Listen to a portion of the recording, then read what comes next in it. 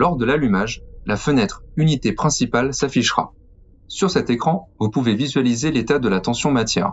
Si les voyants sont rouges, c'est que la tension matière n'a pas été activée. Lorsque les voyants sont bleus, cela signifie que la tension matière est activée.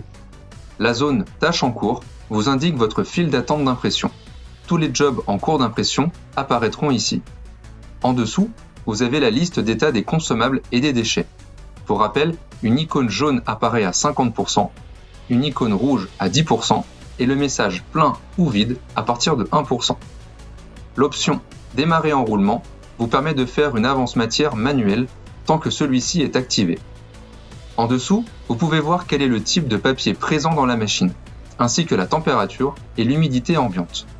À noter, la température idéale pour produire dans les meilleures conditions est entre 18 et 23 degrés, et l'humidité ambiante doit être comprise entre 40 et 60%. Dans la fenêtre située en dessous, laissez activer épreuve 0 m.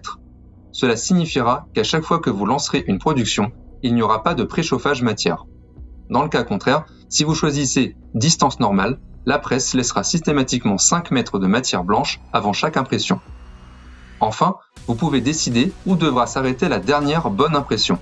En position 1, l'impression s'arrêtera en sortie du moteur. En position 2, l'impression s'arrêtera sur la table d'inspection, idéale pour faire une épreuve.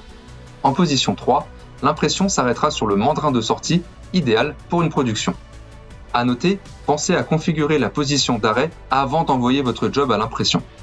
C'est dans l'onglet Tâches en attente que vos jobs seront envoyés.